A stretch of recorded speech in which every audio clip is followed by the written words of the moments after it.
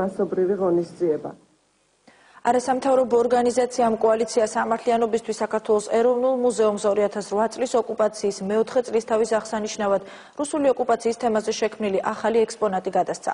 სატელიტურ ფოტოებზე დაყრდნობით შექმნილი ინსტალაცია ცხინვალის რეგიონში ქართველების მიმართ განხორციელებულ ეთნიკურ წმენდას ასახავს. ექსპონატში გაერთიანებულია ომამდელი და ომის შემდგომი ფოტოები, სადაც ნათლად ჩანს გადამწვარი და მიწასთან გასწორებული ქართული სოფლები. ექსპონატი ოკუპაციის მუზეუმის განუყოფელი ნაწილი გახდება და მისი ნახვა დამთვალიერებელს მომავალი კვირიდან შეეძლება.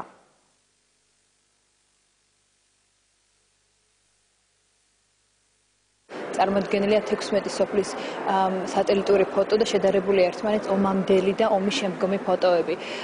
ეს არის ერთგვარი შეხსენება საერთაშორისო საზოგადოებისადმი, რომ ეთნიკურ წმენდას ჰქონდა ადგილი და რომ 22,000 ადამიანი დღესაც დევნილია საქართველოში და შინ დაბრუნებას ელოდება. სალობით იქნა დაცვლილი დანგრეული სახლები, ჩვენ ჰქონდა საშუალება ინტერნეტიდან მოგვეპოვებინა 2007 წლის სურათები იმ რეგიონის და 2009 წლის სურათები, როცა ყველაფერი უკვე დანგრეული